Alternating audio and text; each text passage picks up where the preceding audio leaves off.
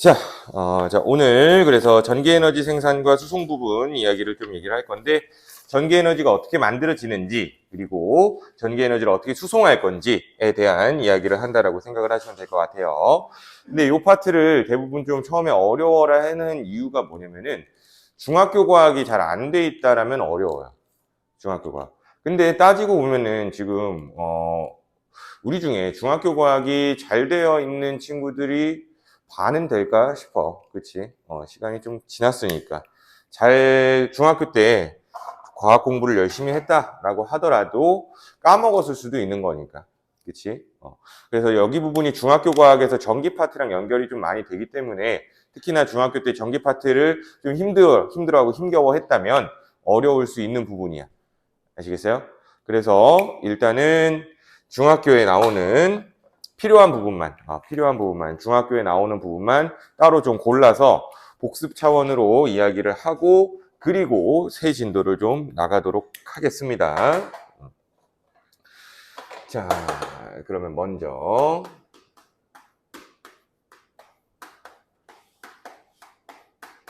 우리가 이해를 해봐야 되는 게 자기장이라는 걸 먼저 좀 이해를 해보셔야 돼요. 자기장. 자기장이라는 건 자기력이 작용하는 공간.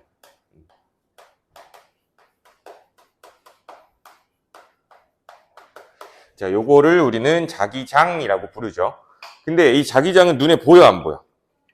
눈에 안 보여. 눈에 안 보여서 우리는 이걸 확인을 해야 되는데 어떻게 확인을 했을까 생각을 해본다면은 자석을 이렇게 하나 갖다 놓고요. 여기가 N극, S극. 자기장을 이렇게 하나 갖다 놓고 철가루를 뿌려보는 거지. 철가루를 뿌려보면 철가루가 일정한 모양대로 배열이 되죠. 그게 자기장이다라고 이야기를 한 거예요. 근데 우리는 뭐 이걸 좀 더 발전시키기 위해서는 자기장의 방향을 예상을 해야 되는데, 철가루로는 앞뒤가 없고 뭐 앞면 뒷면 뭐 이런 게 없으니까 철가루로는 방향을 예측할 수가 없어요. 그치? 그래서 방향을 알기 위해서 여기다 먼지거리를 하냐면 나침반을 올려놔 보는 거죠. 여기다 나침반을 올려놔 봤을 때 나침반의 방향 N극 방향입니다. N극 방향이 이쪽을 보게 되겠죠, 당연히. 그쵸? 그리고 이쪽에다가 나침반을 올려두게 되면은 나침반의 방향은 S극을 바라보게 될 거야. 당연한 소리죠. 그치? 자, 그리고 또 하나. 그럼 여기다가 나침반을 올려두게 되면은 나침반은 어디를 보게 될까요? 여기를 보게 될까? S극이니까? 아니었죠. 아니었죠. 여기를 바라보는 게 아니라 나침반은 여기를 이렇게 바라보게 되죠. 자, 또 하나. 여기다 나침반을 올려두게 되면은 나침반의 방향도 이렇게 표현할 수 있을 거야. 아시겠어? 그래서 이 나침반의 방향을 철가루랑 연결을 해보니까 이런 식으로 나타나더래.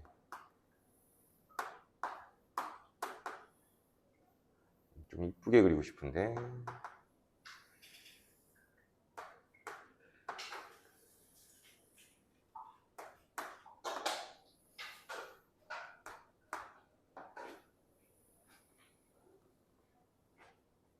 뭐 이런 식으로. 요걸 우리는 자기력선이라고 표현을 하는 거지. 그치? 그래서 이 자기력선의 방향이라는 거는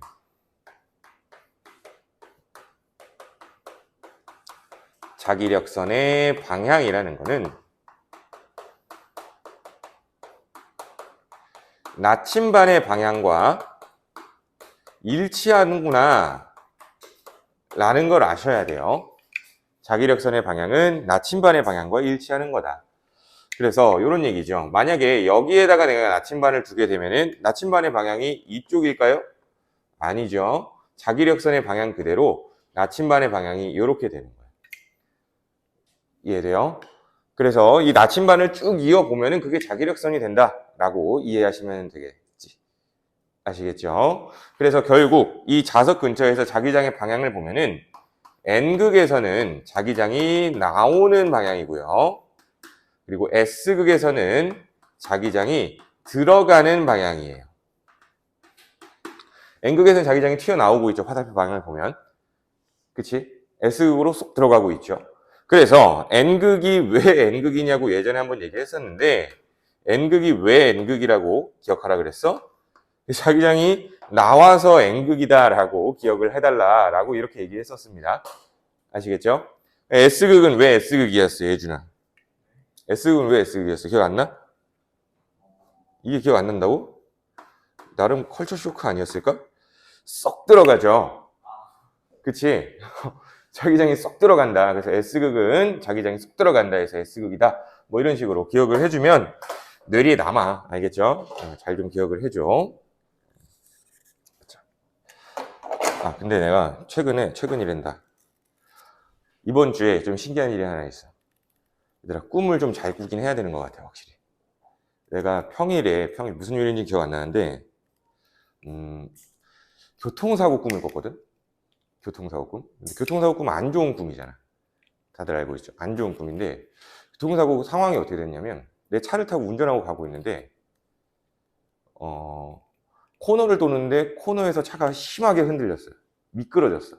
근데 미끄러지는 차의 자세를 금방 컨트롤로 잡아가지고, 스킬로 잡아가지고, 어찌어찌 해서 겨우 탈출을 했어, 코너를.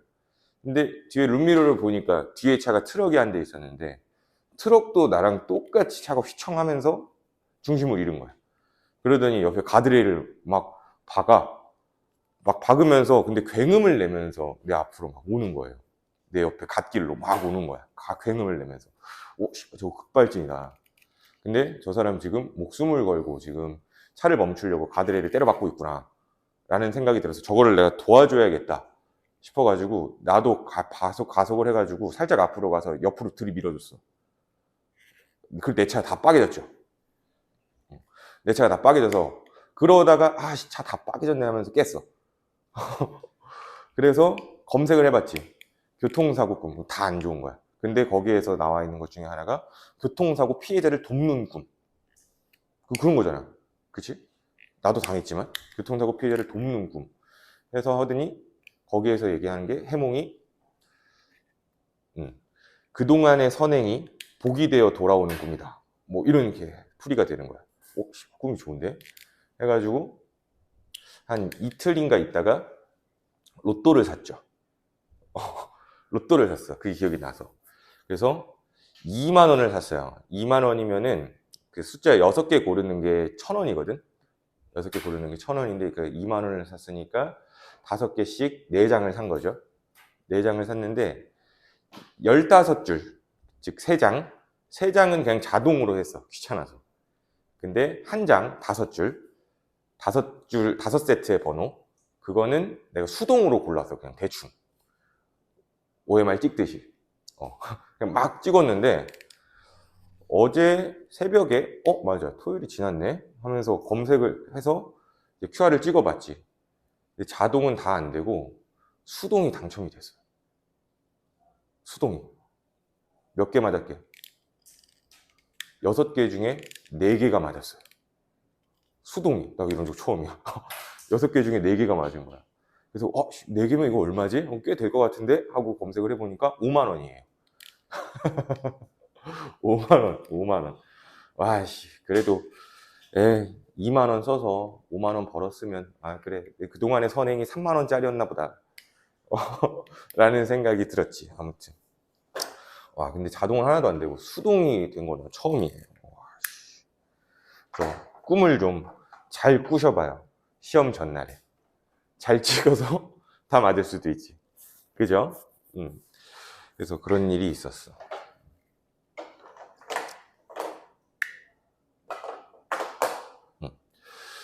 자, 그래가지고 5만 원을 이제 그냥 와이프한테 주고 아침에 그 얘기를 하니까 좀 잘 고르지 라는 거야. 또 번호가 2개가 비꼈잖아. 2개가 비껴 나갔는데 번호 내 기억이 맞겠지? 이따 인터넷 검색해봐. 57 12 13 17인가 18인데 17인가 17 24 뭐 이런 거예요. 24 27인가 28인가 아무튼 그래. 요거야. 근데 내가 맞은 게 5 7 12 17? 이거였나? 요렇게 맞아. 13? 13, 17인가? 이렇게 맞았어. 이렇게 맞은 거야. 근데 내가 고른 번호가 12 대신 18을 고르고요. 24 대신 27인가를 골랐어요. 내가 고른 번호가. 그래서 저 두 개의 번호를 고를 때, 좀 잘 고를 걸.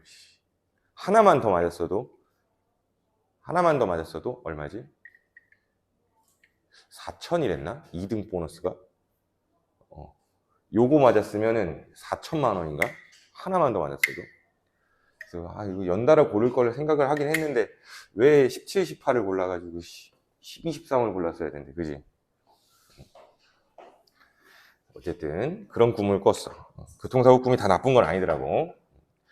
자, 그럼 다시 한번 이야기를 해보자. N극, S극 요거까지만 이야기를 했어.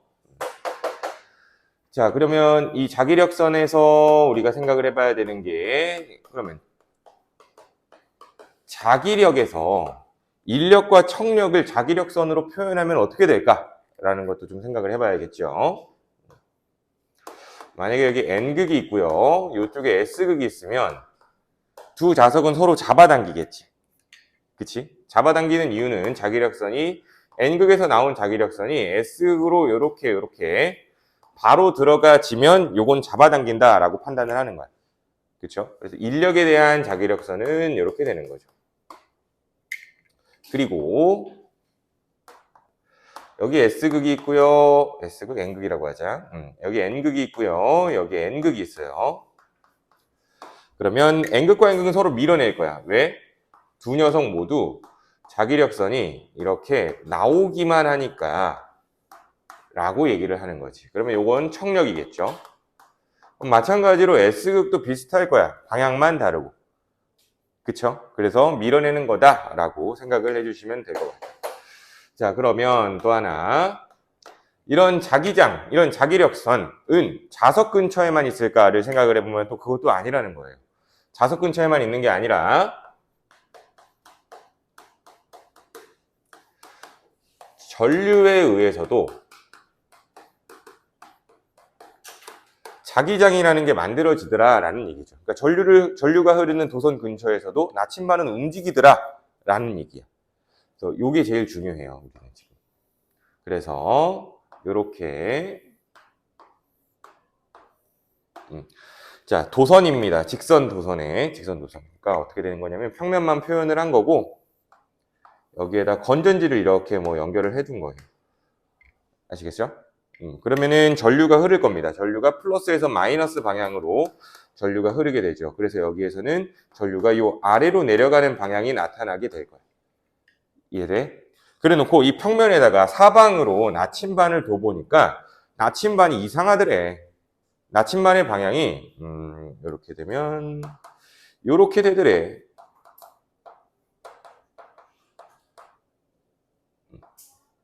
이런 식으로.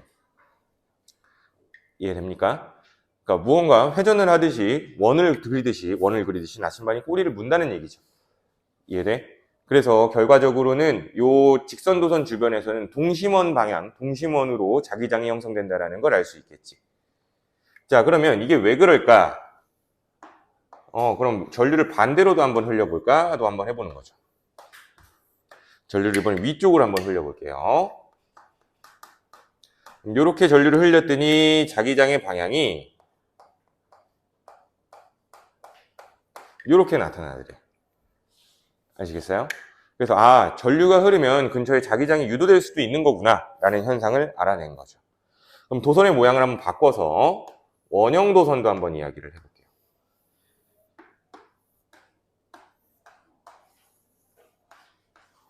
원형 도선도 이렇게 한번 얘기를 해보자. 그러면 원형 도선에서 여기다가 자기장 전류를 흘려주게 되면은 전류를 이렇게 흘려줄게요. 이쪽으로. 그럼 이렇게 되네요. 마치 이쪽 부분은 이런 직선 도선이 나타난 거나 다름없는 거지. 이쪽 부분은 이렇게 전류가 아래로 내려갈 거니까 이 직선 도선이랑 다름이 없는 거죠. 그치? 그래서 근처의 자기력선의 방향을 이렇게 표현을 할 수 있겠네요. 이 녀석은 올라가는 거니까 이렇게. 이 녀석도 이렇게. 이해돼요? 그럼 이런 자기력선이 나타날 거야.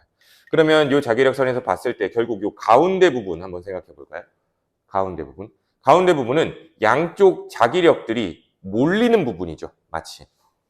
이해돼? 그럼 이럴 경우에 두 자기장은 서로 보강된다라고 생각을 해주셔야 돼요. 그럼 보강되기 때문에 가운데에서 자기장이 이렇게 강하게 안쪽으로 들어가는 방향으로 형성될 거예요. 또 하나, 그러면 이렇게도 보자. 여기부터 여기까지의 거리, 여기부터 뭐 여기까지의 거리가 똑같다라고 했을 때 마찬가지로 여기는 자기력이 이렇게, 자기장이 이렇게 나오는 방향이 나타날 겁니다. 오른쪽이니까. 이해돼? 거리는 똑같지만 두 녀석의 자기장 세기가 같을까요?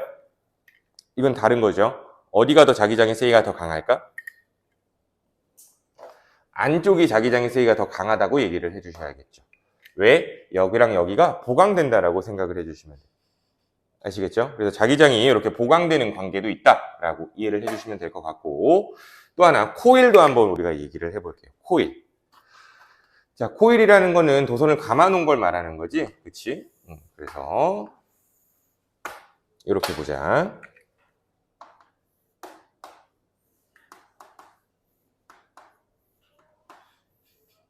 자, 코일이 이렇게 있어. 여기다 내가 전류를 이렇게 흘려줬어요. 전류의 방향이 이런 식으로 돌아가겠죠? 이해돼? 그러면 이 코일을 얘네를 가지고 한번 생각을 해볼게. 앞에서 얘기했던 애들을 가지고 직선도선을 가지고 한번 생각을 해볼게. 요 앞쪽에 있는 요 직선도선들 한번 생각해볼까? 요걸 직선도선이라고 볼게요. 그러면 이 아래쪽으로 흐르는 자기장 때문에 결국에는 요거 뭐지 있어? 요런 게 나타나겠죠? 요런 자기장이 나타날 거야. 근데 이 방향을 생각을 해보면 결국 오른손 우리가 사용할 건데 엄지손가락을 전류의 방향, 나머지 손가락을 감아주면 그게 자기장의 방향이라고 볼 거예요. 그럼 마찬가지로 그대로 갖고 와서 전류의 방향, 자기장의 방향이 이렇게 되는 거지. 이해돼? 그거까지 한번 표현을 해보자. 그거까지 표현을 해보면 이렇게 되겠네.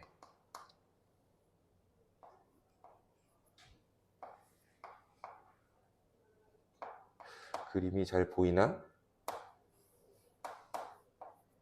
색깔이 잘 안 보이네. 빨간색으로.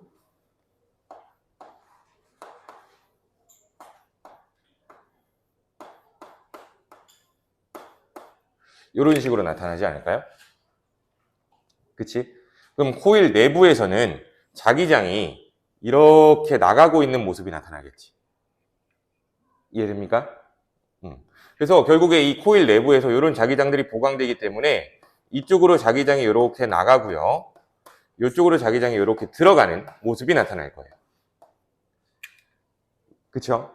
그러면 자기력선의 모양을 보니까 이 코일은 자석은 아니지만 마치 자석처럼 여기가 N극이 되는 거고 여기가 S극이 되는 거다라고 얘기할 수 있는 거야.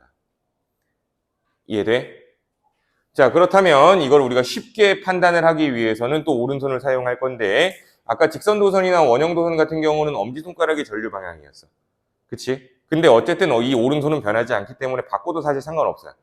근데 지금 코일은 감겨 있는 거고 자기장은 나가고 튀어나가고 들어가고 하는 거기 때문에 감겨 있는 방향대로, 즉 이 나머지 손가락을 전류 방향대로 한번 얘기를 해볼게요. 이걸 전류 방향으로 얘기를 한다면 전류가 이렇게 가고 있는 거지 지금. 이해돼요? 전류가 이렇게 가고 있는 거니까 그때 엄지손가락이 보는 방향이 자기장의 방향이 될 수 있는 거예요. 그래서 이쪽으로 자기장이 나온다, N극이 된다는 거죠. 코일은 이런 식으로 해결을 해주시면 됩니다. 아시겠죠? 근데 코일에서 한 가지 더 봐야 될 게, 그럼 결국 내가 코일을 더 많이 감아놨어. 이런 식으로. 더 여러 번 감아놨어요. 그럼 여러 번 감아놓으면 마치 직선도선이 많아진 거나 똑같은 거죠. 직선도선이 많아진 거랑 똑같은 거니까 코일을 많이 감아놓는다면 자기장의 세기가 당연히 더 세질 수밖에 없겠네. 원리 이해돼? 요걸 이해해야 되는 거야. 그래서 코일을 많이 감을수록 코일의 감은 수, 자기장의 세기가 세다라고 보시면 돼요. 자기장은 B라고 표현합니다. 아시겠죠? 한 번만 더 연습해 볼게요. 이거는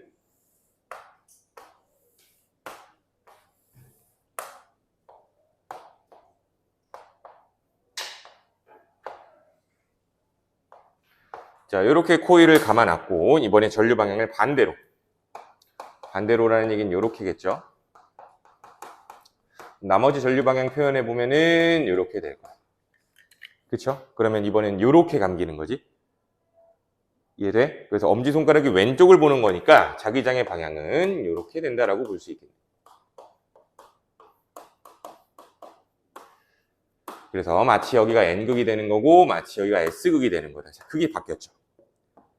이해됩니까? 그래서 이런 식으로 전류 근처에도 자기장이 만들어질 수 있다라는 걸 이해해 주시면 될 것 같습니다. 아시겠죠? 자, 그러면 이제 전자기 유도라는 거를 얘기를 해볼 거예요. 요거는 이제 교재에 나와 있을 거예요. 전자기 유도.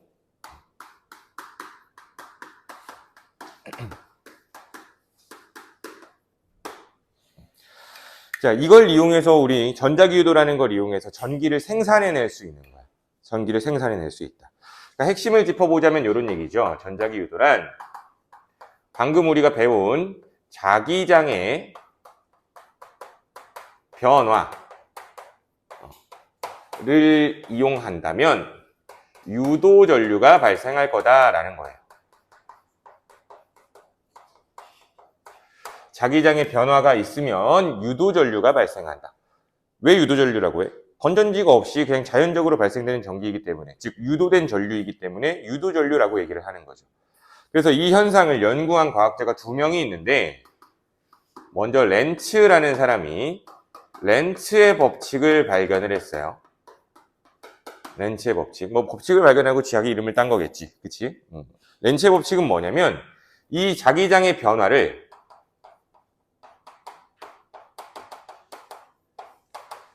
방해하는 방향으로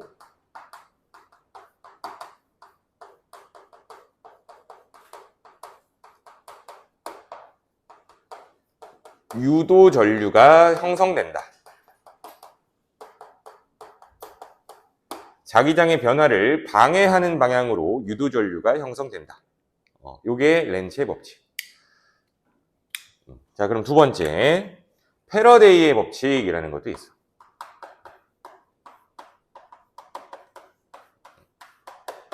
자, 패러데이 법칙의 경우에는 이 유도 전류의 세기에 관련된 이야기인데, 자기장의 변화가 클수록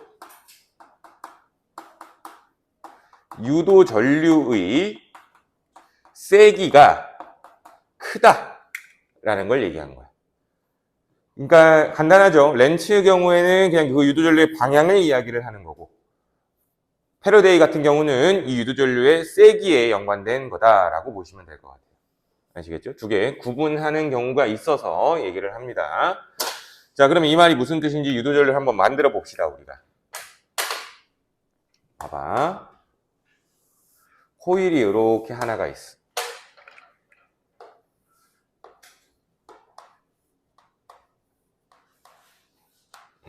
그리고 건전지는 따로 연결해 놓지 않았어. 지금 여기에 전기가 흐르진 않겠죠?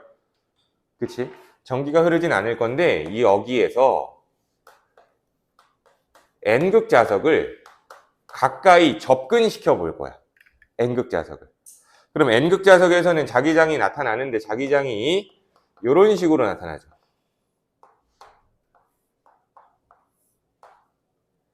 이해돼?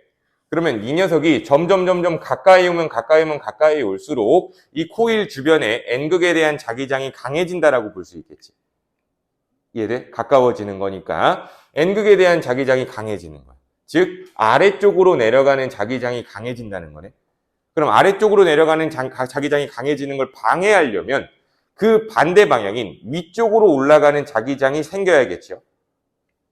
이해돼? 이 자기장의 변화를 방해한다라는 건 이런 뜻이야. 아래쪽으로 내려가는 자기장이 강해질 거니까 이 아래쪽으로 내려오는 자기장을 다시 약하게 만들고 싶어서 어떻게 한다고? 위쪽으로 자기장이 형성되는 게 나타나는 거예요. 이렇게.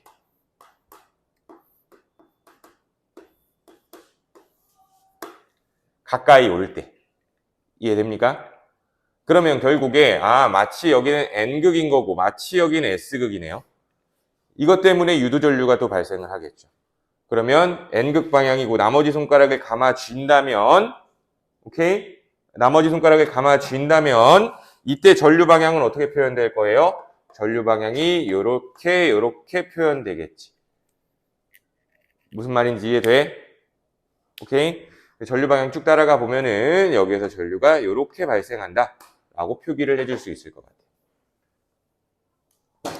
자, 그래서 방금 방향을 얘기했으니까 렌츠 법칙인 거고, 이번에 자기장의 변화가 클수록 유도전류 세기가 세다라는 건 이 N극 자석이 가까이 오는데 천천히 가까이 오는 경우와 빠르게 오는 경우를 생각을 해본다면, 빠르게 오는 경우 변화가, 시간에 따른 변화가 더 클 수밖에 없겠지.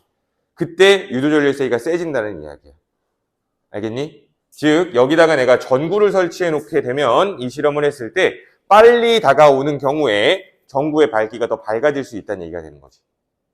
무슨 말인지 이해되죠? 혹은 자석의 세기를 더 강한 자석을 사용한다면 전구의 밝기가 더 밝아질 수도 있겠죠. 자기장의 변화가 클 거니까. 무슨 말인지 이해되죠? 자, 그럼 이렇게도 한번 해보자. 이거는 4개를 다 해야 돼. 마찬가지로 코일을 준비를 해서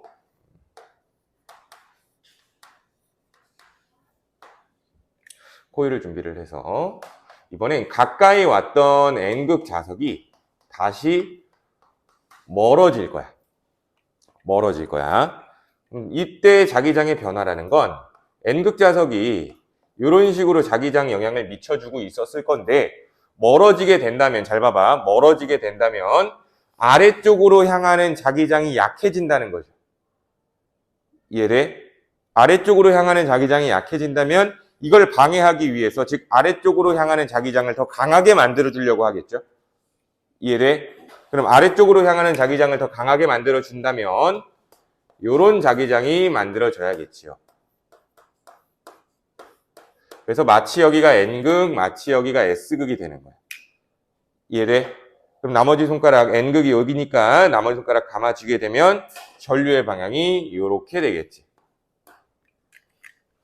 이해돼요?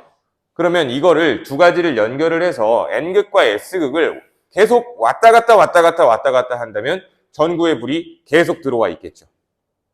이해돼? 전류가 계속 흐를 거니까. 근데 여기에서 차이점의 경우에는 그 유도전류의 방향이 다를 거다라는 얘기예요. 그래서 결국 이걸 왔다 갔다 한다는 건데, 이걸 반복한다. 이걸 반복해서 만들어지는 전기에서 전류의 방향은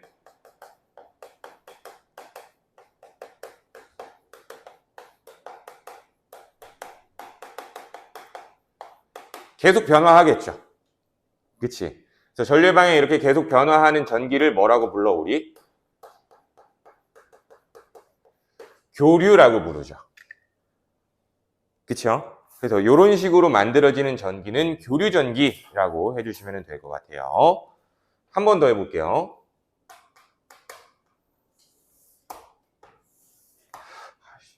갑자기 복권에서 또 하나 기억난 게 있는데, 내가 한 몇 년 전이지?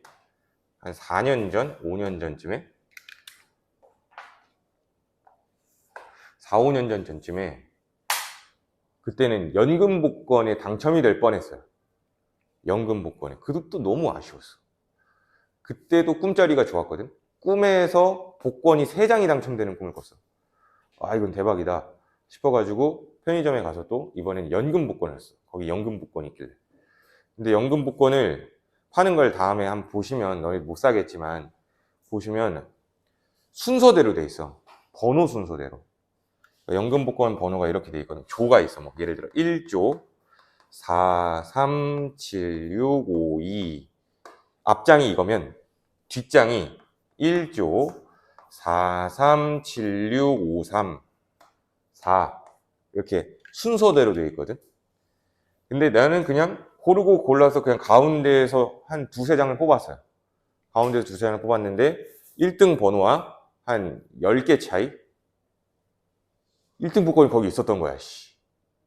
그냥 꿈을 믿고 다 샀다면, 다 주세요. 다 샀다면, 뭐 그 법에 걸릴지도 모르겠다. 다 산다고 하면, 그지? 다 주세요 했다면 아마 연금 복권에 그건 당첨이 되지 않았을까. 그때 너무 아까웠는데. 그래서 그걸 왜 알았냐? 이거 순서대로 왜 알았냐면, 이 번호를 맞춰보니까 존나 아까운 거야. 이게 한 10 몇 번 차이 이렇게 되는 거니까 10 몇 번 차이로. 그래가지고 다시 그 편의점에 가서 혹시 이거 번호 순인가 하고 훑어봤어. 번호 순인 거야. 여기서 1등이 나왔네 하고 씁쓸하게 갔죠. 연금복권은 그렇게 몇 번 차이 난다라고 해서 2등, 3등 주지 않아요. 어쨌건 그래. 자, 그럼 다시 이거 다시 한번 해보자. S극으로도 한번 똑같이 해볼까요? 자, 이번엔 S극을 가까이 오게 할 거예요. 가까이 오게. 그러면 S극에 대한 자기장이 이렇게 나타나 있겠지. 그죠? 그러면 얘가 가까이 오면 이 코일 주변에서는 S극, 즉 위로 올라가는 자기장이 강해진다는 거죠. 위로 올라가는 자기장이 강해지면 이걸 방해하려고 아래로 내려가는 자기장이 강해지면 되겠죠. 그러면 이걸 방해하기 위해서 자기장은 이렇게 형성이 될 거고, 마치 여기가 N, 마치 여기가 S. 그러면 이렇게 되는 거니까 결과적으로는 전류 방향이 이렇게 나타나겠네. 한 번 더.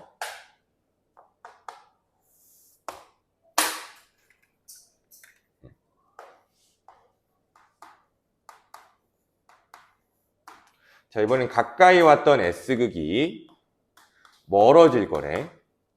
그러면 S극에 대한 자기장이 이렇게 나타나. 그럼 이게 멀어지면 이 코일 주변에서 위로 올라가는 자기장이 약해지는 거지. 그치? 그럼 위로 올라가는 자기장이 약해지면 이걸 다시 강화하기 위해서 코일에는 이런 자기장이 나타날 거야.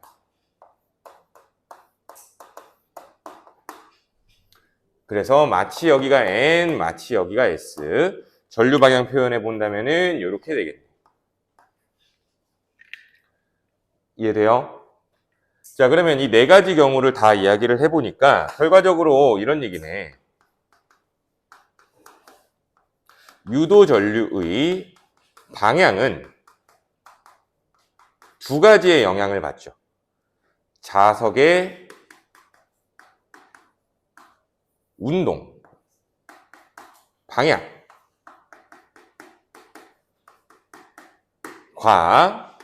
자석의 극, 종류. 요 두 가지의 영향을 받지. 그쵸? 자, 이렇게 비교를 한다면 자석의 운동 방향 차이니까 유도전류 방향이 달라졌죠. 근데 또 이번엔 이렇게 한번 비교해봐. 얘랑 얘를 비교해볼까? 얘랑 얘, 2번, 4번. 2번, 4번 비교를 해보면 자석의 운동 방향은 같지만 극의 종류가 다를 때 전류 방향이 다르죠. 이해돼요? 오케이? 그래서 이 두 가지의 영향을 받는다는 거야. 그러면 또 2번, 3번 비교해봐봐. 2번, 3번을 비교해주게 된다면 유도전류의 방향이 같아. 왜? 자석의 운동 방향도 반대고요. 극의 종류도 반대죠. 그치? 그럼 반대인데 또 한 번 반대면 결국 그대로잖아. 이해됩니까? 그래서 유도전류의 방향이 같은 걸 찾으시오 뭐 이런 문제가 나온다라고 한다면 간단하게 반대의 반대를 찾아주시면 되는 거예요. 아시겠죠? 그래서 이렇게 우리는 유도전류를 만들어낼 수 있다. 자, 그러면 얘들이 또 마찬가지로 이걸 반복한다면 계속적으로 전구에 불이 들어올 거고, 반복하다가 멈춰 있다면 그때는 유도전류가 생길까 안 생길까? 그때는 유도전류가 생기지 않겠죠. 이해돼? 그럼 우리는 이러한 원리를 이용해서 전기를 생산하는 발전기라는 기구를 만들었는데, 발전기의 내부 구조를 우리가 이해를 좀 해보셔야 돼요. 근데 발전기 내부 구조를 이해하기 전에 조금 다른 예시의 스타일을 한번 보고 발전기로 갈게요. 그게 더 도움이 될 거야. 별표.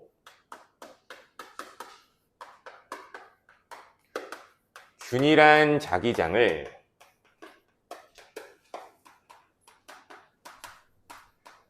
통과하는 운동.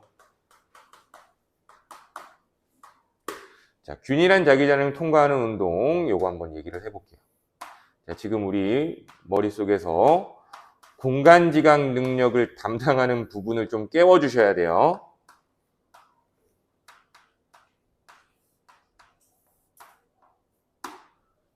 알겠죠? 지금 공간지각 능력을 좀 키세요. 아시겠죠? 자, 위에 N극이 있고 아래 S극이 있어요. 그러면 N극에서 S극 쪽으로 이렇게 자기장이 내려오고 있을 거야.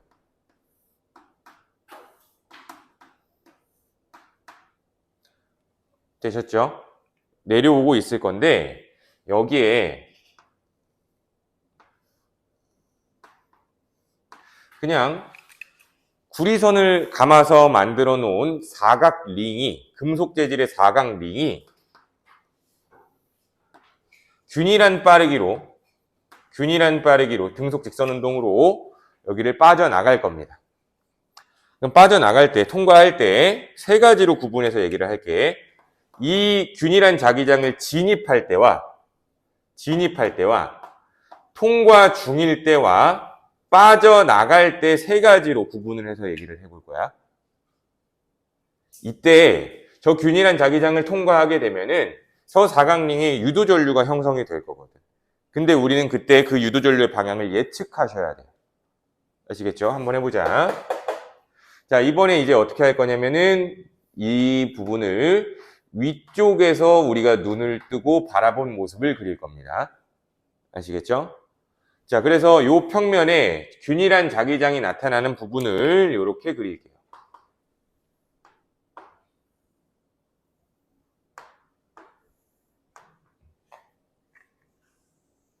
그럼 결국 자기장이 이 아래로 내려가고 있는 거죠.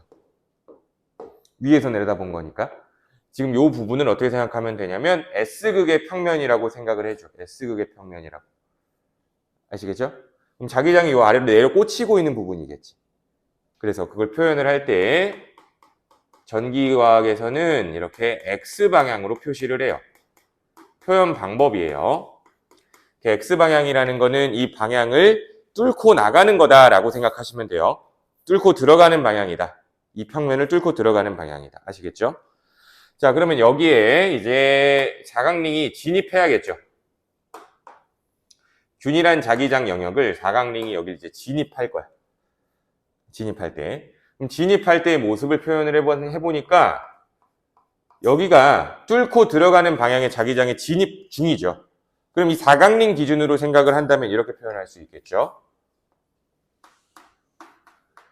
뚫고 들어가는 방향의 자기장이 강해지는 거죠. X방향, 즉 뚫고 들어가는 방향의 자기장이 강해지는 중이야. 그럼 이걸 방해하려면 어떻게 해야 돼? 반대 방향의 자기장이 또 세지면 되는 거죠. 이해돼요? 반대 방향의 자기장이 세지면 된다. 그 말은 무슨 뜻일까? 튀어나오는 자기장이 형성되어야 된다는 얘기죠. 튀어나오는 자기장. 그러면 이 사각링 바깥쪽으로 자기장이 튀어나오는 게 나타나야 돼요. 튀어나오는 자기장, 뭐 이렇게 표현할 조그마니까. 튀어나오는 자기장은 동그라미로 표현을 할 거야. 동그라미. 정확하게는 안에 이렇게 그리자. 이중 동그라미야, 이중 동그라미. 요게 튀어나오는 방향이에요. 아시겠죠? 그럼 튀어나오는 자기장이 나타난대. 이렇게 지금 막 튀어나오고 있어야 된대. 유도되는 자기장 자체가. 이해돼? 그러면 자기장의 방향이 엄지손가락. 그죠? 나머지 손가락을 감아주어. 이게 사각링에 흐르는 전류 방향이 되는 거야. 이렇게 되는 게. 무슨 말인지 이해돼? 그래서 진입할 때 유도전류의 방향을 표현해 본다면 진입할 때는 요런 유도전류 방향이 생겨야 된다라고 보시면 됩니다. 이해됐죠? 자, 그럼 한 번 더.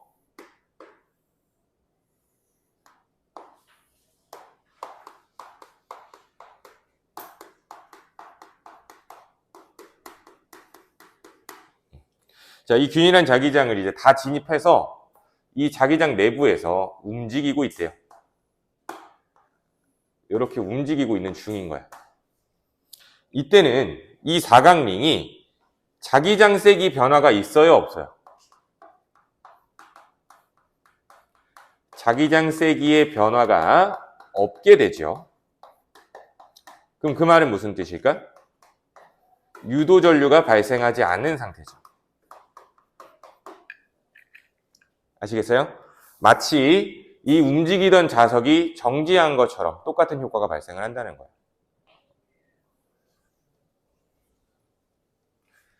자, 한 번 더.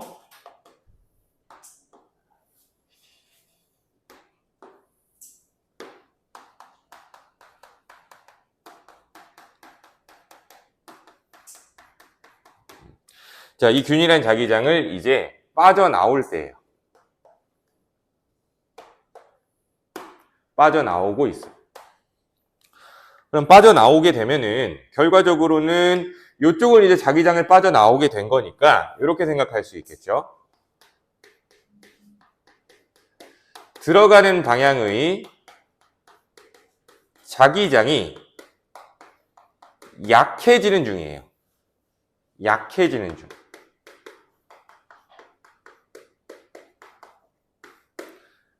그쵸? 얘를 빠져나왔으니까 이제 자기장이 영역이 아니잖아.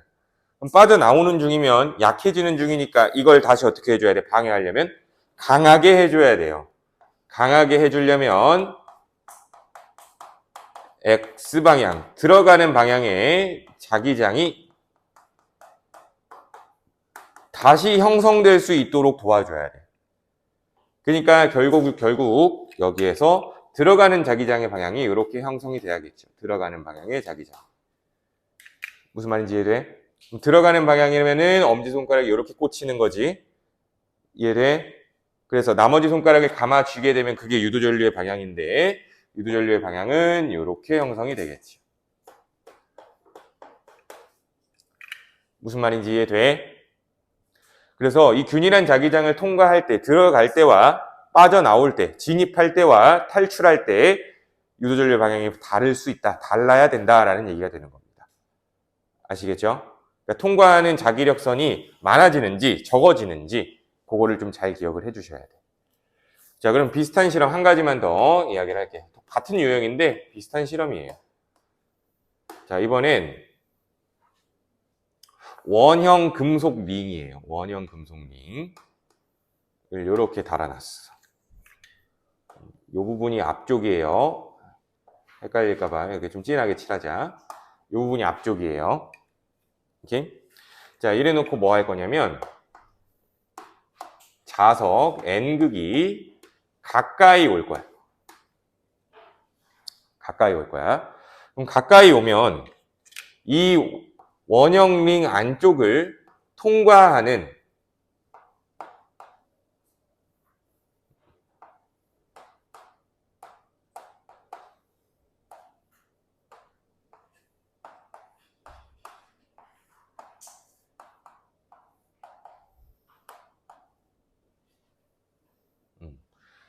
원형 링 안쪽을 통과하는 자기장이 강해지는 거지. 이해돼? 그럼 이게 강해지면은 이걸 약하게 해줘야 되는 거니까 결국 유도되는 자기장의 경우에는 이 방향으로 유도가 돼야겠지. 이걸 방해하려고. 이해됩니까? 그럼 결국 이렇게 되는 거라서 나머지 손가락도 감아쥐게 되면 유도전류의 방향은 어떻게 되는 거예요? 요 아래쪽 방향으로 유도전류가 형성이 되는 거지. 무슨 말인지 이해돼요? 오케이? 반시계 방향으로 지금 유도전류가 만들어질 거라. 근데 반대로 N극이 가까이 온 게 아니고 이제 N극이 멀어지게 된다면 유도전류 방향도 반대가 되겠지. 무슨 말인지 이해돼?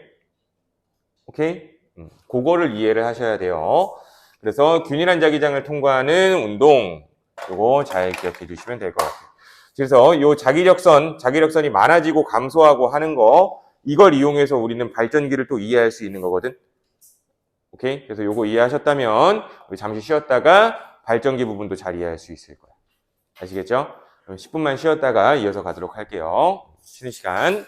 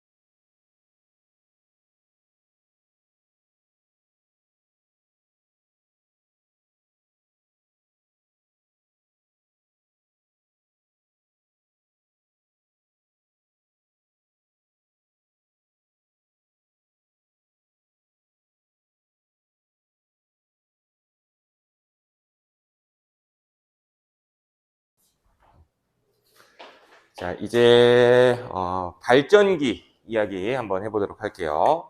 이 원리를 사용해서 과연 우리는 어떻게 전기를 만드는지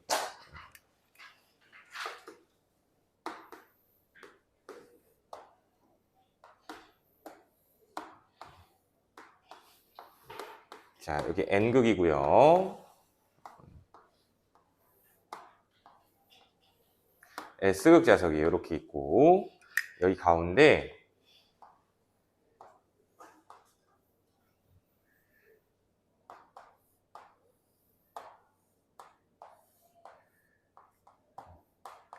코일이 이런 식으로 들어간다라고 얘기할 거야. 그리고 여기에 전구가 이렇게 달려 있고 이쪽에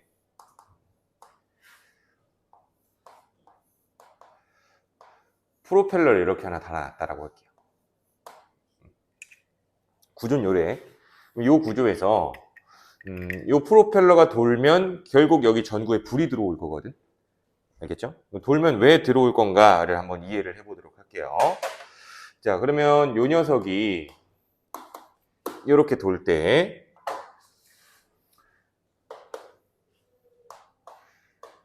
이제 편하게 표현을 해서 요 부분 말하는 거야. 요 부분이 지금 한 요렇게 돌아갔다라고 생각을 해보도록 할게요. 요 정도로 돌아갔다. 돌아갔다라고 했을 때 N에서 S 쪽으로 점점 이 면적을 통과하는 뭐가 많아져요? 자기력선의 수가 많아지게 되죠. 그치? 통과하는 자기력선의 수가 많아지게 된다면 이번에는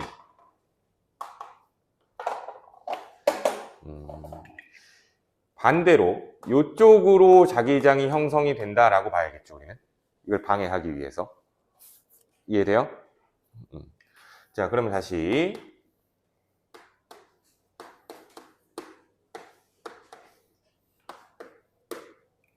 좀 더 돌아서 이렇게까지 됐어. 그럼 이렇게까지 되면은 여기를 통과하는 자기력선의 개수가 최대가 되는 때가 이때죠. 90도. 무슨 말인지 이해돼? 여기를 통과하는 자기력선의 개수가 최대가 되는 때다.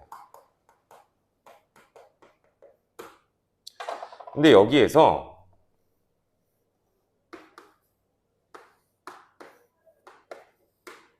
좀 더 돌아간 상황이야, 지금. 이런 식으로. 이해됩니까? 좀 더 돌아가게 되면 여기 내부를 통과하는 자기력선의 세기가 약해지고 있는 거죠.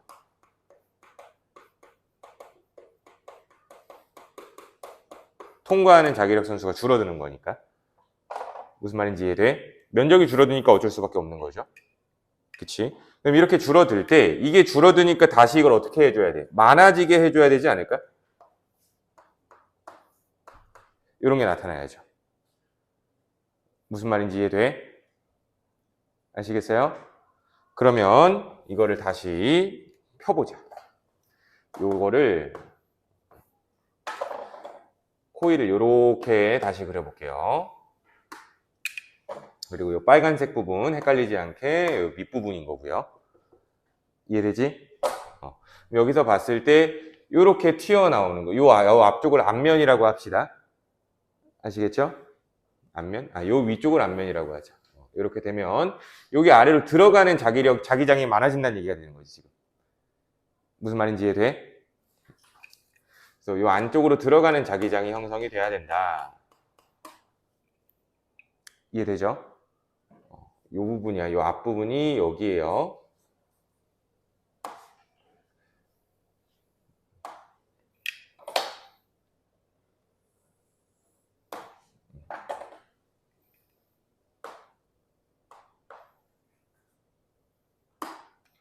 그림이 돼? 그치?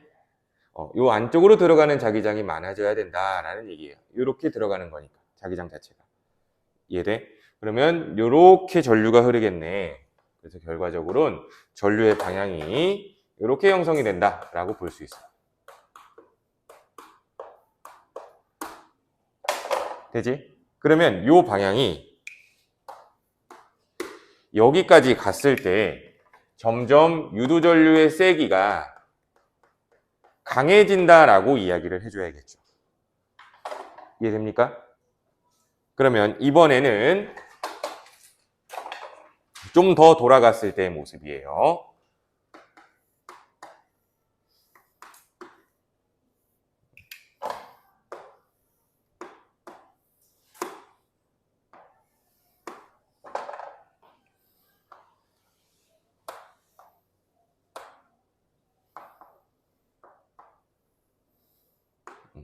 여기가 앞쪽이다잉. 그러면 결국 튀어나오는 거지. 이해돼? 튀어나오는 게 많아지는 거네.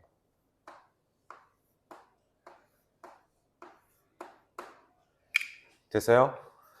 그럼 결국 이렇게 전류가 흐르겠지. 무슨 말인지 이해돼? 그래서 유도전류의 방향 표현해 보면은 이렇게 유도전류가 형성된다라고 알 수 있을 거예요. 아시겠어요? 이해돼요? 그래서 결국 자기력선이 많아질 때 점점 유도전류의 세기가 세지고, 근데 다시 줄어들 때 전류의 방향이 바뀌겠죠? 이해돼? 그러면 계속 연속적으로 봤을 때 요게 결국 다시 0도가 됐다가 요렇게까지 돌아왔어. 0도를 지나서 여기가 0도죠? 좀 더 돈 걸 말하는 거지. 그럼 좀 더 돌았어. 그럼 좀 더 돌았을 때는 다시 자기력선의 개수가 많아지게 되는 거죠. 통과하는 자기력선의 개수가. 이때 유도전류 방향이 한 번 더 바뀌겠지. 무슨 말인지 이해돼? 그리고 쭉 돌아오면은 결과적으로 한 바퀴 돌 때 유도전류의 방향이 몇 번 바뀔까? 2번 바뀌게 되겠죠. 무슨 말인지 이해돼? 아시겠어요? 자, 그러면 그림으로 한번 이해를 해봤으니까 우리가 모형으로도 한번 보도록 할게요. 모형이라고 할 것도 좀 없긴 하죠. 이런 얘기지. 자, 요렇게 지금 놓여 있는 거지. 이해돼? 그쵸? 그럼 얘가 요렇게 돌면 점점 여기를 통과하는 자기력선 개수가 많아지다가 여기서 최대가 되는 거죠. 그리고 여기서 좀 더 돌면 이제 자기력선의 개수가 줄어드는 거지. 이해돼? 이때 유도전류의 방향이 바뀐다는 거야. 아시겠어? 그러면 다시 돌아서 이때 다시 많아지죠? 이해됐니? 그러면 다시 많아지면서 유도전류 방향이 달라지고 이때 다시 줄어들지? 이때 유도전류의 방향이 다시 반대가 되는 거죠. 무슨 말인지 이해돼? 오케이? 자, 요렇게인데 지금 교재에서는 135도 회전했을 때 유도전류의 방향이 바뀐다, 뭐 이렇게 이야기를 하고 있어요. 그러니까 연속적으로 보는 거기 때문에 135도부터 우리는 여기부터 유도전류 방향이 바뀐다라고 써놓은 거야. 근데 사실상 여기를 돌아갈 때 자기력선이 다시 줄어들기 시작할 때 유도전류 방향이 바뀌겠지. 무슨 말인지 이해돼? 그래서 그걸 연속적으로 좀 생각을 해주셔야 될 것 같아. 되셨죠? 오케이? 자, 그러면 이것과 연관돼서 오른쪽에 쪽날개 플러스 강의 보면은 유도전류에서 자기작용을 이용한 전동기, 뭐 이렇게 나와요. 전류의 자기작용을 이용한 전동기. 자, 구조를 한번 볼까? 발전기 구조랑 굉장히 유사하죠. 유사한데 차이점이 지금 전구 대신 뭐가 꽂혀 있어요? 건전지가 꽂혀 있는 거야. 자, 이건 반대로 전류를 만들어내는 게 아니라 전류를 생성해서 에너지, 즉 운동 에너지를 발생하는 걸 말하는 겁니다. 자, 칠판 봐봐. 발전기의 경우에는 얘를 돌려서 전기를 만드는 게 발전기야, 순서가. 근데 전동기의 경우에는 여기다 건전지를 꽂아서 전기를 쓰는 거예요. 이해돼? 전기를 써서 이걸 돌리는 걸 말해. 이해됩니까? 그래서 두 가지 경우가 반대다라고 이해를 해주셔야겠죠. 전기를 써서 이걸 돌리는 이유 같은 경우는 전류가 힘을 받기 때문에 그래요. 왜냐하면 전류가 여기에 흐르게 되면, 건전지를 꽂았으니까 전류가 흐르죠. 그치? 전류가 흐르게 되면은 이 코일 안에 전류에 의한 자기장이 형성되겠지. 근데 영구자석에 의한 자기장도 있는 거죠. 그러면 두 개의 자기장이 서로 상호작용을 하겠죠. 밀어내든지 잡아당기든지. 그 방향이 일관되게끔 돌아가게 만든 장치죠. 무슨 말인지 이해돼? 그래서 책에 나와 있는 그 전동기가 결국에 선풍기죠. 선풍기. 그래서 여기가 프로펠러고 이 뒷부분이 선풍기 뒤통수라고 생각을 해주시면 되겠죠. 툭 튀어나온 부분. 무슨 말인지 이해돼? 그래서 선풍기 뒤에 툭 튀어나온 부분을 분해해 보면은 자석이, 영구 자석이 이렇게 원통으로 들어가 있고 가운데 코일이 있어요. 이해됩니까? 그래서 그걸 콘센트에 꽂으면 코일에 전기가 들어가는 거죠. 코일에 전기가 흐르면 코일에 전류에 의한 자기장이 형성이 되고 영구 자석에 의한 자기장이 또 형성이 되어 있을 거니까 두 개의 자기장이 서로 상호작용하여 프로펠러를 돌린다는 이야기지. 그러니까 구조는 같지만 서로 방향이 달라요. 무슨 말인지 이해되죠? 그래서 두 개 꼭 구분을 해달라라는 얘기가 될 것 같고. 자, 다음 페이지에 보면은 발전소에서의 발전기. 이제 조금 더 이제 실제로 사용되는 발전기의 구조가 나와요. 실제로 사용되는 발전기. 요 발전기 구조는 우리가 이해하기 위해서 그냥 좀 각색을 한 거라고 보시면 되고요. 그럼 실제 사용하는 발전기의 구조를 보니까 어쨌든 필요한 거는 영구 자석과 코일입니다. 그쵸? 영구 자석과 코일에서 코일을 움직이게 함으로써 전류를 만들어내면 되는 거야. 그런데 그 영구 자석과 코일이 보니까 자석 끝부분에 뭐가 달려있어? 터빈이라는 게 달려있죠. 이게 프로펠러예요. 알겠어? 그래서 이 터빈을 돌려주게 되면은 자석이 회전하니까 결국에 코일이 회전하든 자석이 회전하든 어쨌든 자기장의 변화가 있을 거란 말이지. 이해돼? 그래서 터빈을 돌려주게 되면은 유도전류가 발생해서 전기를 생산할 수 있다가 된다는 거죠. 근데 밑에 보니까 여러 가지 발전 방식에서 터빈을 누가 돌려주냐에 따라서 발전 방식이 달라지네요. 먼저 첫 번째 화력발전이라는 게 있는데 구조를 보게 되면은 물을 화석연료를 이용하여 끓이죠. 보일러에서. 그럼 물을 끓이게 되면은 그 보일러 파이프에서 뭐가 이동해요? 증기가 이동하고 있죠. 그럼 증기가 이동해서 그 증기가 고압으로 어디에 쏴집니까? 터빈에 쏴지죠. 수증기가. 그럼 수증기가 터빈으로 쏴지게 되면은 터빈이 회전하겠네? 그러면 전기가 만들어진다는 거야. 자, 핵발전도 봐봐, 핵발전. 여기 핵발전에도 보면은 냉각기라는 게 눈에 보이고 일단 핵연료라는 게 있어요, 핵연료. 근데 그 핵연료를 이용해서 뭘 하는 거냐면 이번에도 마찬가지로 물을 끓이는 거예요. 결국 증기가 만들어지지. 이해돼? 핵연료를 통해서 만들어진 에너지로 물을 끓여요. 그럼 물을 끓이면 그 증기가 누굴 돌려? 또 터빈을 돌리는 거야. 이해돼? 그럼 터빈을 돌리고 나온 그 증기를 냉각기를 이용해서 다시 물로 만들겠죠? 그럼 다시 끓여서 증기로 만들고 그리고 그 과정에서 또 터빈을 돌리고 이렇게 되는 거죠. 그럼 결국 화력발전과 핵발전, 이게 원자력발전소죠. 화력발전소와 원자력발전소의 원리는 사실 동일하죠. 근원은 같은 거야. 뭐가 같아? 물을 끓인다는 행위 자체는 똑같은 거예요. 물을 끓여서 증기가 터빈을 돌리게 해주는 구조라는 얘기지. 이해돼? 근데 다른 점은 뭐예요? 그 물을 끓이게 하는 에너지가 다르다는 얘기야. 화력발전의 경우에는 화석연료, 즉 석탄을 태워서 하는 거고요. 알겠니? 또한 핵발전은 핵연료라고 표현을 해놨지만 우라늄이에요. 우라늄. 그래서 우라늄이 핵 분열을 할 때 에너지를 발생시킵니다. 그래서 우라늄의 핵 분열을 통해서 발생한 에너지로 결과적으로는 터빈을 돌리는 거다라고 생각하면 되겠죠. 자, 책에는 핵 반응이라고만 나와 있는데 핵 반응을 핵 분열로 적어주세요. 그러니까 핵 반응에는 두 가지가 있어, 크게. 핵융합과 핵 분열. 근데 가끔 오답으로 핵융합이라고 나오기 때문에 핵 분열이라고 정확하게 알고 계셔야 됩니다. 아시겠죠? 자, 그리고 수력 발전은 오히려 원리가 더 간단하죠. 저 터빈에다가 물을 떨어뜨리는 겁니다. 알겠어? 물레방아처럼. 그러면 결국 얘가 돌면서 전기 에너지를 만들어내게 되겠지. 아시겠죠? 원리 자체는 다 비슷한 거다라고 보시면 돼. 결과적으로 이 터빈을 돌리게 해줄 게 누구냐는 거죠. 거기 나와 있진 않지만 풍력 발전의 경우에는 터빈을 누가 돌려주는 거예요? 바람이 돌려주는 걸 말하는 거지. 이해돼? 원리는 똑같다. 네 터빈을 누가 돌려주냐가 다른 것이다 라고 생각해 주면 될 것 같아요. 자, 개념 속속 부분은 숙제로 해오시면 될 것 같고요. 자, 이제 이렇게 만들어진 전기 에너지를 어떻게 수송할 거냐. 수송이라는 건 우리 집까지 어떻게 보내줄 거냐라는 얘기가 되겠죠. 그치, 우리 집까지 어떻게 보내줄 거냐. 어떻게 보내줄까? 와이파이? 안 되겠죠? 뭘로 보내줘? 전기줄을 타고 보내주겠죠. 그치, 케이블을 꽂아서 보내줄 거야. 그래서 그 수송 방법에는 전력 수송에선 가장 중요한 게 손실되는 에너지.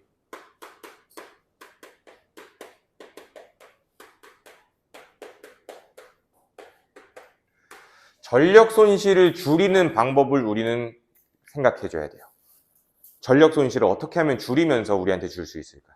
간단하게 생각을 하더라도 케이블을 통해서 전기가 이동하게 되면은 저항이라는 게 존재하기 때문에 온전하게 전기 에너지를 100% 다 전달할 수가 없어요. 에너지 손실이라는 게 있을 거라는 이야기지. 아시겠어? 근데 그 손실이 적으면 적을수록 효율이 좋을 거니까 우리는 그 손실을 어떻게 줄일 수 있을까를 생각을 해봐야 된다는 얘기야.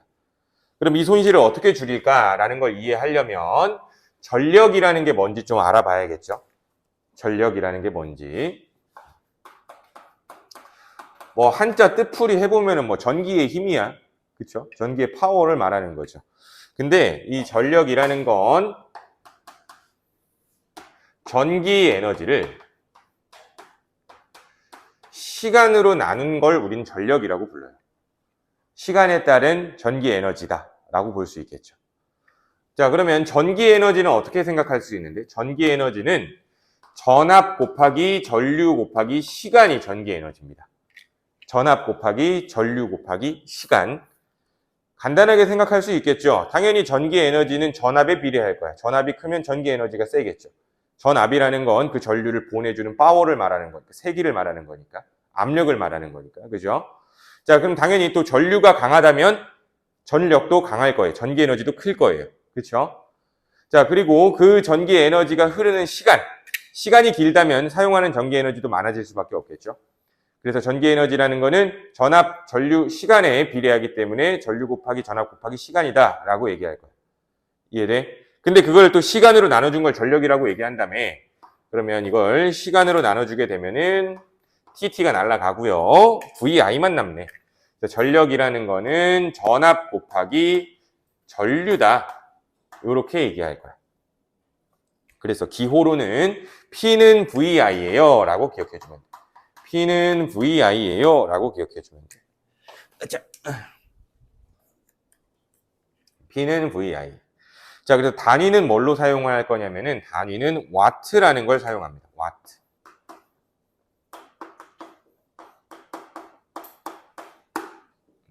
P는 파워의 약자가 들어온 거고, 단위로는 와트를 사용을 하는 거야. 그래서 뭐 요즘 전자기기들 충전 규격들 보면은, 우리 뭐 아이폰 같은 경우 기본 충전기 있었죠, 예전에. 지금 안 들어가지만.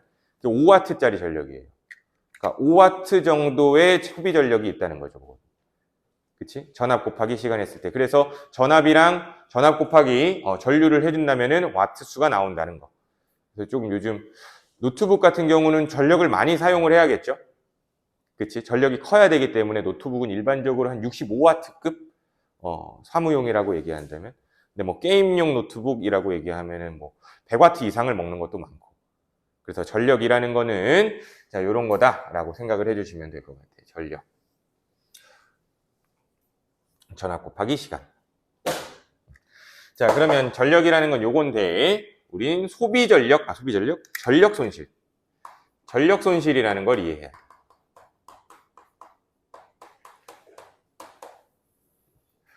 자, 그러면 이거를 좀 수학적으로 좀 정리를 해보면 이렇게 될 수 있어. 전력은 전압 곱하기 전류인데, 자, 우리 중학교 때 배웠던 ohm의 법칙이라는 게 있었죠. 전압은 전류 곱하기 저항이죠. 그치? V는 IR. 그러면 여기에서 요 IR을 여기다 이렇게 한번 넣어보게 되죠.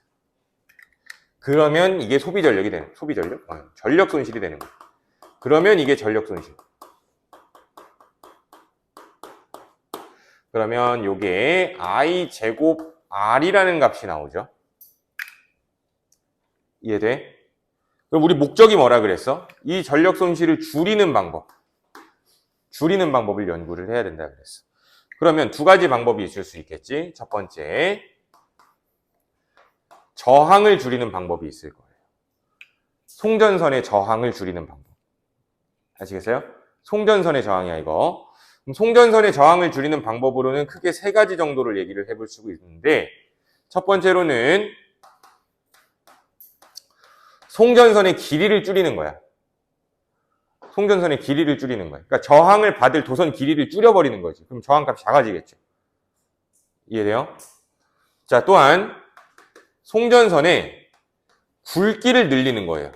굵게. 굵은 케이블을 사용하자는 거죠. 굵은 케이블이라면 결국 전류가 통과하기가 굉장히 편하겠죠. 저항이 줄어들 거예요. 자, 그리고 또 하나, 이 두 가지를 하면서 송전선의 재질 역시 교체를 하는 거예요. 송전선의 재질을. 금속마다 가지고 있는 저항, 고유 저항 값이 달라요. 금속마다. 그래서 지금 현재 우리는 사용하고 있는 게 동을 사용합니다. 구리. 근데 구리가 일반적으로 값도 좀 적당하고 그리고 저항 값도 작기 때문에 사용을 해요. 근데 우리가 나라가 돈이 좀 많아져서 그랬으면 좋겠지만 돈이 많아져서 이런 케이블 따위에 금을 사용할 수 있는 능력이 된다라고 한다면 금으로 교체하면 저항 값이 더 작아져요. 알겠죠? 근데 그게 사실상 비용적인 문제가 너무 심하겠죠. 이해돼? 그래서 이런 방법들을 사용해요. 그러면 길이랑 굵기는 어떤 문제가 있을까 또 한번 생각을 해보자. 자, 길이를 줄이는 방법이라는 거는 전기를 생산하는 발전소와 우리 주거 지역을 가깝게 놓자라는 얘기 아닐까? 이해돼? 간단하게 생각하면 돼. 콘센트와 내 핸드폰 충전을 할 때 그 충전 케이블의 길이를 줄이자는 얘기니까 가깝게 하자는 얘기야. 무슨 말인지 이해돼? 그러면 그걸 가깝게 하게 되면은 위험하지 않을까? 그치? 자칫 뭐 사고, 뭐 화재라든지 폭발이라든지 이런 게 나타나게 된다면 우리 주거 지역은 큰 피해를 입게 되겠죠. 위험하기 때문에 주거 밀집 지역이랑 좀 멀리 떨어져서 발전소를 설치를 하는 거죠. 자, 또 하나, 굵기를 늘리게 된다라고 한다면은 굵기를 늘리면 그에 따라서 값이 올라가겠죠. 도선의 값이. 금속이 많이 들어가니까. 자, 그리고 또 여기서 나오는 문제 중에 하나가 굵기를 늘리면 무게가 늘어납니다. 도선의 무게가 늘어나면은 송전탑으로 도선이 걸쳐져 있는데 이게 무겁게 되면은 송전탑과 송전탑 사이에 송전선이 휘어지겠지. 많이. 이해돼요? 무거워지니까 송전탑이 이렇게 있어. 이 지방에 국도가 타고 가다 보면은 산 쪽에 이런 게 되게 많아. 이렇게 송전선이 연결이 되어 있어요. 연결이 되어 있는데 이게 굵기가 늘어나서 무게가 늘어난다라고 하면 어떻게 될까? 이게 더 처질 수 있겠죠. 그치? 더 처지게 되면은 유지보수 비용도 많이 들어가고 또 하나 더 처지게 되면은 이 처지는 걸 그냥 두면 안 되고 가운데 송전탑을 더 설치를 해야 돼요. 그럼 이 송전탑의 설치 비용도 또 들어가잖아. 이해돼? 근데 지금 현재 우리가 저항을 줄이는 거는 어느 정도 최적화시켜서 어느 정도는 하고 있는 거야. 알겠어? 길이는 요 정도가 좀 적당할 것 같고 굵기도 요 정도면은 경제적으로 좀 괜찮을 것 같고 재질도 구리 정도면은 커버가 가능하고 뭐 이런 것들. 얘네들은 이미 할 만큼 하고 있어. 더 줄이거나 더 굵게 하거나 더 비싼 걸 한다고 좋아지지 않아요. 오히려 경제적 손실이 더 클 거야. 아시겠죠? 자, 그러면 두 번째 방법은 뭐가 있어야 돼? 두 번째 방법. 얘는 어느 정도 하고 있다라고 얘기한다면 송전선에 흐르는 전류를 줄여주면 되는 거죠. 이해돼? 그러면 송전선에 흐르는 전류를 줄이려면은 발전소에서 생산된 전력은 각각 가지고 있는 전압과 전류값이 있을 건데 결과적으로는 송전선에 흐르는 전류를 줄여줘야 되는 거니까 이걸 줄여주려고 생산되는 전력을 줄일까요? 전기를 덜 생산할까? 저걸 줄이려고? 안 되죠. 우리 여름철만 되면은 전력 부족하다고 뉴스에도 뜨고 그러잖아. 그치? 안 그래도 전력이 부족한데 이거 줄이자고 얘를 줄이면 안 된다고. 이해돼? 그러니까 얘는 전력은 똑같이 생산을 하면서 전압을 낮춰? 전압을 높이는 거죠. 고전압을 쓰는 거예요.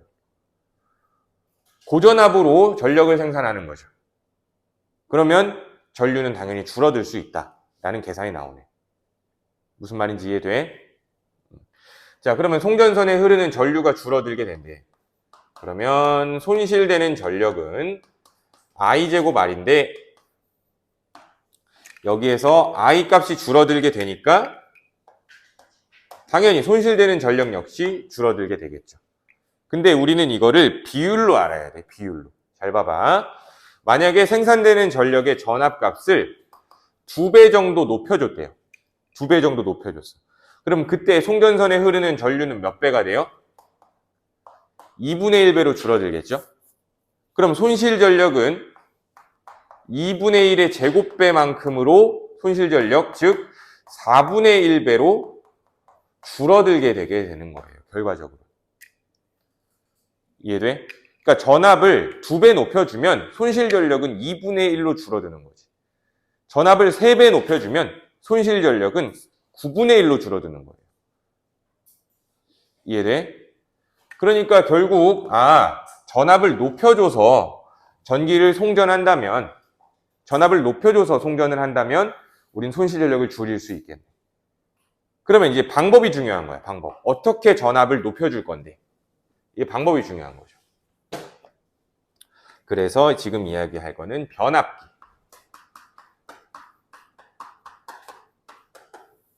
컨버터.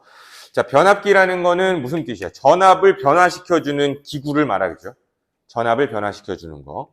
그래서 책에 구조는 나와 있는데 단순하게 그려볼게. 자, 변압기에 보면은 코일이 몇 개가 있어요? 2개 코일이 있어요. 1차 코일과 2차 코일. 이게 1차 코일.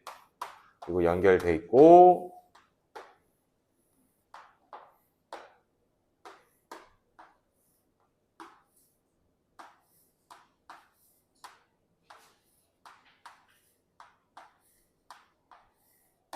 2차 코일. 이렇게 간결하게 좀 그려봅시다. 됐어? 자, 그럼 볼게. 자, 생산되는 전력이 변압기로 들어왔어. 인풋. 일로 들어온 거야. 알겠죠? 그래서 얘를 P1이라고 할게요.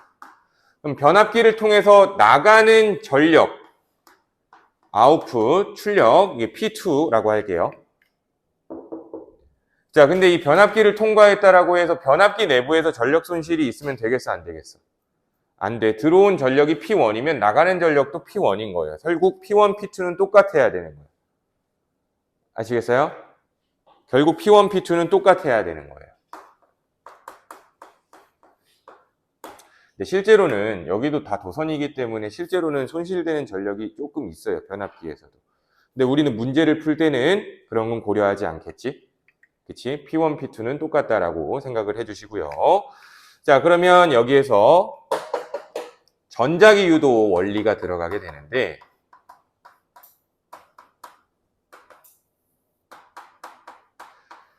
코일에 감아져 있는 수가 많아지면 전압이 커질 거예요. 감은 수가 많아지면 전압이 더 큰 전압이 발생을 하게 됩니다. 아시겠죠? 전압이 많아지면, 감은 수가 많아지면 더 큰 전압이 발생을 한다.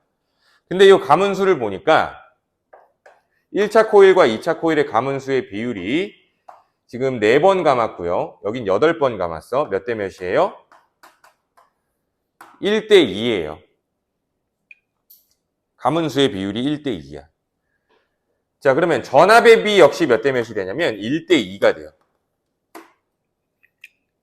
전압이 이렇게 뻥 커지는 거야. 봤죠? 그럼 봐봐. 숫자를 넣어서 한번 해보자. 여기가 100V가 100V랜다. 100W, 100W라고 할게요. 100W가 입력이 되면 여기서 몇 W가 출력돼야 돼? 똑같이 100W가 출력이 돼야 돼. 알겠죠? 와트 수는 변하지 않아. 근데 전압이 여기는 100V고요. 여기는 200V. 이렇게 출력이 된다는 얘기죠. 감은수가 1대 2니까. 그럼 잘 생각해봐. 100V의 전압으로 100W가 쏴진다면 그때의 전류는 몇 암페어여야겠어? 1암페어여야 되는 거야. 이해돼? 근데 이 변압기를 통과하게 되면 200V로 전압이 커져요. 근데 출력은 똑같이 100W죠. 이해돼? 그럼 여기에 이 100W에 흐르는 전류값은 몇 암페어여야 돼요? 0.5A일 수밖에 없겠지. 그렇다는 얘기는 P1, P2 값이 똑같을 때 가문수의 비가 1대2면 전압비가 1대2가 돼요. 근데 거기서 P1, P2가 똑같아야 되는 거니까 결과적으로 전류의 비는 몇 대 몇이 돼야 돼요? 2대1이 돼야 돼요. 오히려 전류는 줄어들어야 된다는 얘기지. 무슨 말인지 이해돼? 그래서 핵심만 다시 정리를 해보면 결국에 가문수와 전압은 비례하는데 전류량은 반비례할 수밖에 없어. 이유는 P1, P2 값이 똑같을 테니까 그렇다라고 이해해주면 되겠죠. 그래서 책에서는 이걸 이런 식으로 표현하고 있을 거예요. N1분의 N2는 V1분의 V2고요. 근데 I2분의 I1이야. 이 말이 요 말인 거죠. 그냥 1, 2만 표현해서 조금 더 읽기 어렵게 만들어 놨을 뿐인 거야. 이해돼? 또 다르게 또 표현할 수 있겠죠? 뭐 내 맘이야. N2분의 N1, V2분의 V1, I1분의 I2 라는 얘기네. 이해돼? 그래서 변압기는 이렇게 1차 코일과 2차 코일의 가문수를 조절을 해서 전압을 키울 수도 있고요. 전압을 낮출 수도 있는 기구라고 보시면 돼요. 이해돼요? 자, 그러면 우리가 변압기까지 원리를 봤으니까 실제 송전 과정이 어떻게 이루어지는지 전력 수송 과정 그림을 한번 볼게요. 책에 나와 있는 그림. 위쪽에 나와 있을 겁니다. 손실전력 위에. 자, 발전소에서는 당연히 전기를 생산할 거야. 그리고 이게 전기줄을 쭉 타고 어디까지 와요? 가정까지 오죠. 그치? 그래서 송전선을 이용하여 송전을 하게 되는데 첫 번째로 가는 곳이 초고압 변전소죠. 여기가 변압기 1이 있는 거야. 쉽게 생각하면. 변압기 1. 1차 변전소에 변압기 2, 2차 변전소에 변압기 3, 뭐 이런 변압기들이 있는 거죠.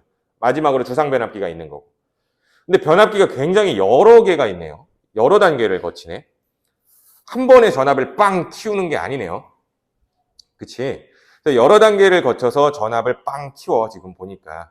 근데 초고압 변전소에서 결과적으로 전압을 빵 키워 놓고 이게 송전선에서 전류가 흐를 때 전류값을 낮춰주고 전압값을 높인다는 얘기지.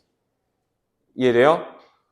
그래서 결과적으로 뭐 예를 들어서 송전선에서 아니지 전압을 최종적으로 한 100kW, 100kV, 100kV 정도로 높여놨다라고 만약에 가정을 한다면 우리 가정에도 100kV 전압이 들어와야 되는 거잖아. 그치?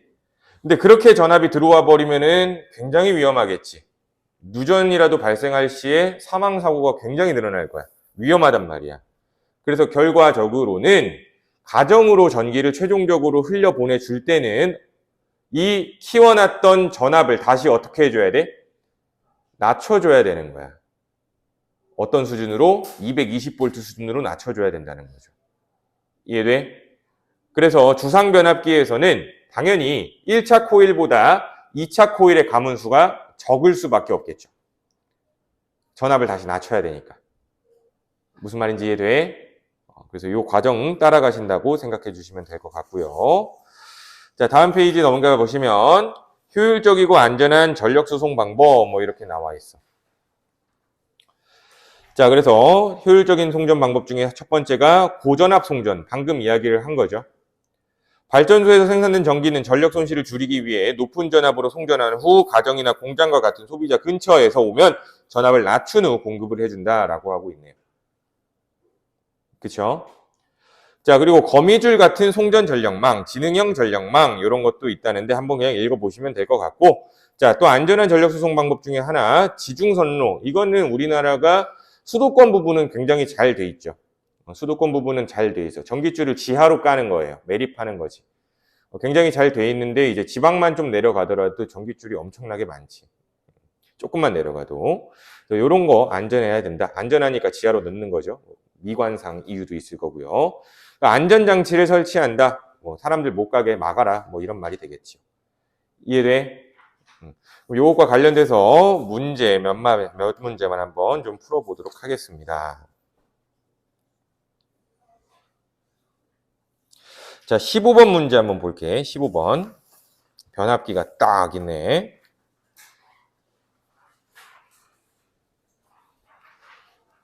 자, 변압기를 이용해서 전열기 뭐예요? 요즘 뭐 인덕션 아니라 이거 하이라이트예요, 하이라이트. 인덕션, 하이라이트 다른 거 알고 있죠? 자, 그래서 결국에 전열기 보면은 220V짜리예요. 220V 콘센트에다가 1차 코일이 연결되어 있는데 이 변압기를 통해서 전열기로 전기가 돌아갑니다. 자, 그러면 1차 코일에 220V 2A의 전류가 흐를 때에 대한 설명이다 라고 얘기를 하고 있어. 가문수의 비는 2대1이래. 잘 생각해봐. 그냥 이렇게 생각해. 봐봐. P1, V1, I1, P2, V2, I2. 그러니까 여기 콘센트에서 나오는 거고, 여기 이제 전열기로 들어가는 부분을 말하는 거죠. 그치? 전력은 어떻게 해야 된다고? P1, P2 자체는. 이건 똑같아야 돼. 근데 가문수의 비가 몇 대 몇이라 그랬어? 2대1이라 그랬지? 근데 콘센트에서 나온 전압이 몇 볼트예요? 220V야. 근데 가문수가 2대1이니까 여기는 몇 볼트겠어? 110V로 출력이 돼야 되는 거야. 자, 그러면 여기 전류가 몇이래요? 전류값이 2A래요, 2A. 그래서 일단은 이 하이라이트, 이 전열기, 요거는 총 440W 정도의 전력을 소비하는 녀석이라는 얘기야. 그래서 440W의 전력이 들어왔을 때 올바르게 구동이 되는 녀석이라는 얘기지. 그래서 440W 거를 먹는데 220V 2A로 먹었을 때 작동을 할 거예요. 근데 얘를 보니까 110V짜리로 바꿨네. 요게 그건가 보네. 콘센트, 그 해외 직구한 건가 보네. 그치? 미국이나 일본에서 사온 거. 그럼 얘는 110V가 전격 전압이기 때문에 220V로 들어가면 작동이 안 된다. 뭐 이런 소리야. 그래서 110V로 낮춰준 거지. 낮춰줬는데 전력값을 줄이게 되면은 이 하이라이트의 성능이 줄어들겠죠. 그치? 그래서 전력은 그대로 유지하면서 하는 거야. 그래서 변압기를 꽂는 거고요. 그러면 여기 2A가 몇 A가 되면 되겠어? 4A가 되면 되겠지. 그럼 똑같이 440W의 전력을 뽑아낼 수 있겠죠. 무슨 말인지 이해돼요? 자, 그러면은 기억, 변압기의 2차 코일에 출력되는 전압은 220V가 아니라 110V고요. 2차 코일에 흐르는 전류의 세기는 1A가 아니라 4A가 될 거고요. 이 전열기에 1초 동안 소비되는 전기 에너지는 440W가 될 거래. 맞는 말이지. 그쵸? 1초 동안 소비되는 전력이라고 얘기하는 거는 전력은 VI잖아. 근데 이건 결국에 뭐라고 얘기했어? 전기 에너지 시간으로 나눈 거죠. 시간으로 나눴다는 얘기는 무슨 뜻이야? 1초 동안의 전기 에너지다 뭐 이렇게 되는 거잖아. 무슨 말인지 이해돼? 그래서 1초 동안의 전기 에너지는 440W다 라고 하면 맞는 말이 되겠죠. 그래서 전열기에서 1초 동안 소비되는 전기 에너지를 가로를 친다면 이 말은 전열기의 소비 전력이 440W다 라는 이야기가 되는 거예요. 무슨 말인지 이해돼요? 그래서 우리 집에 사용하는 전자기기 되게 많잖아요. 개인적으로 사용하는 패드나 뭐 핸드폰이나 이런 것들, 노트북이나 이런 것들, 배터리 부분 한번 잘 살펴보세요. 와트수가 적혀 있을 거예요. 안 적혀 있다면 전압과 전류가 표기되어 있어요. 전압과 전류. 그 전압, 그 전류가 들어왔을 때 가장 안정적으로 작동을 한다는 거예요. 심지어 그 전압, 그 전류가 들어오지 않는다면 작동을 하지 않는 기기들도 많아. 알겠어? 근데 요즘은 뭐 다 해외 직구를 하더라도 110V짜리는 없죠, 거의. 요즘은 다 프리볼트야. 240V부터 뭐 100V까지 사용이 되면 거기 안에 들어있는 메인보드가 알아서 전력값을 계산을 해서 그 전압에 맞게끔 전류를 허용을 해주는 거지. 그래서 그 전력이 자동적으로 나오게 해주는 프리볼트라는 기술이 있기는 해. 근데 뭐 불과 한 10년 전 정도만 하더라도 변압기가 가정에 좀 많았죠. 그래서 뭐 그런 거 생각을 해주시면 되고 16, 17, 18, 16, 17번 요것도 한번 도전을 해보세요. 해설은 다음 주에 좀 같이 하도록 하겠습니다. 그래서 변압기 쉬워. 딱 하나만 기억하면 돼. 요거. 알겠죠? 그리고 소비 전력 계산하는 것도 I제곱 R로 계산하시면 돼요. 알겠지? 그렇게 잘 계산해 주시면 될 것 같습니다. 자, 그럼 오늘 여기까지만 얘기하도록 하고 숙제는 요거 다 풀어오시면 되고요. 하나 더, 다음 주 개강을 하죠. 계약을 하죠.